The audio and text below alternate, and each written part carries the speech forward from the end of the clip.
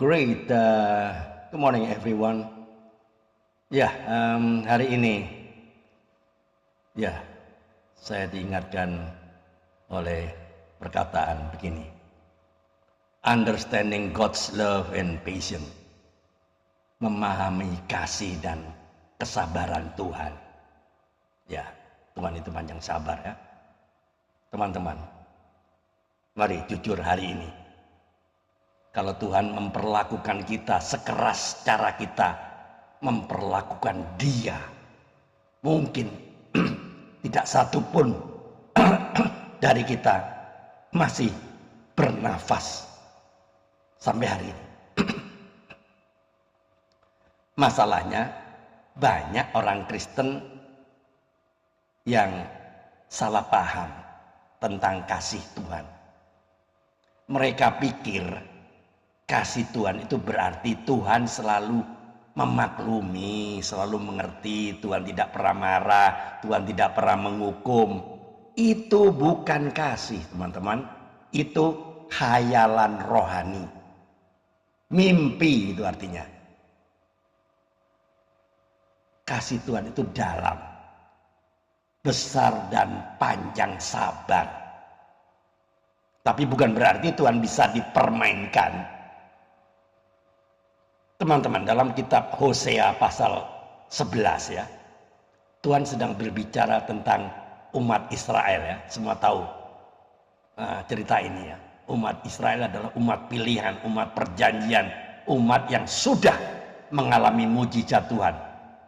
Tuhan berkata apa? Ketika Israel masih muda, kukasihi dia. Artinya apa?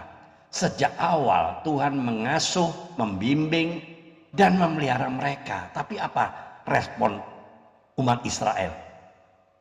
Ayat 2 berkata, makin kupanggil mereka, makin mereka menjauh.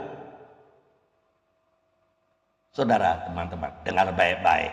Hello. Bukan tidak tahu ya Tuhan, bukan belum kenal Tuhan. Bukannya umat Israel tidak tahu mengenai Tuhan, bukan tidak kenal. Tapi sengaja umat Israel itu menjauh dari Tuhan. Ini bukan kisah orang dunia loh. Ini kisah umat Tuhan sendiri, umat pilihannya. Disinilah ada kedurhakaan yang disadari.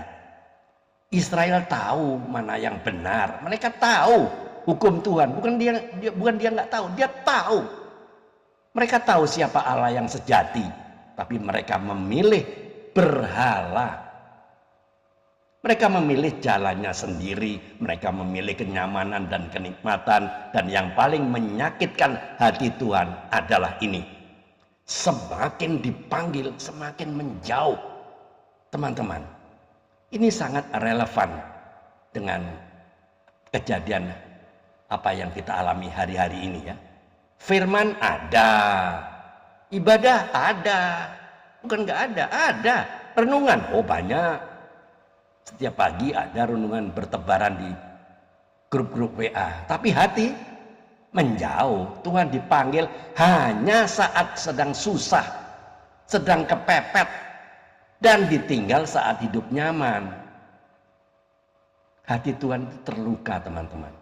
Jangan bayangkan Tuhan itu dingin dan tidak berperasaan. Firman Tuhan itu menunjukkan bahwa hati Tuhan itu remuk melihat kedegilan umatnya. Tuhan berkata dia menggendong, menuntun dan menarik mereka dengan tali kasihnya. Hosea 11 ayat 4 ya. Tapi apa balasannya? Pengkhianatan, pemberontakan, ketidaktaatan. Namun yang mengejutkan dari semua ini adalah ini. Tuhan tidak langsung membinasakan mereka loh. Kenapa? Karena kasihnya lebih besar dari murkanya. Teman-teman, perhatikan saya ke depan ya. Kesabaran Tuhan itu tidak berarti izin untuk berdosa. Ini bagian yang sering disalahpahami. Tuhan sabar bukan berarti Tuhan itu setuju. Tuhan panjang sabar bukan berarti membiarkan. Hosea 11 ayat 9 Tuhan berkata, aku tidak melaksanakan murkaku yang bernyala-nyala. Bukan karena Israel itu benar, bukan. Tapi karena Tuhan tidak ingin mereka itu binasa. Firman Tuhan juga berkata dalam 2 Petrus 3 ayat 9. Tuhan sabar karena ia menghendaki supaya semua orang bertobat. Artinya apa? Kesabaran Tuhan itu adalah kesempatan yang diberikan kepada setiap kita. Bukan jaminan keselamatan secara otomatis. Teman-teman, ini teguran untuk orang Kristen hari ini. Jangan ulangi kesalahan Israel seperti apa yang kita lakukan hari ini. Jangan bermain-main dengan kasih Tuhan. Jangan menunda-nunda pertobatan. Jangan berkata, Tuhan pasti mengerti. Tuhan mengerti, tapi Tuhan juga adil. Ini yang sering lupa. Kasih Tuhan itu menyelamatkan, tapi hanya bagi mereka yang merespon dengan pertobatan. Teman-teman, hari ini selama kita masih ditegur, selama hati kita masih terusik dengan renungan hari ini, itu tandanya Tuhan belum menyerah atas hidup kita. Berhentilah menyakiti hati Tuhan. Hentikan pemberontakan yang dibungkus dengan bermacam-macam alasan, ya, dengan alasan apa itu? BCA. Banyak cari alasan BCA, ya enggak? Itu dia. Kembalilah kepada Tuhan dengan sungguh-sungguh, karena kasih Tuhan itu besar, tapi jangan sampai kita menyalahgunakannya. Teman-teman, jadi pesan moralnya, kasih Tuhan itu besar tapi tidak murahan.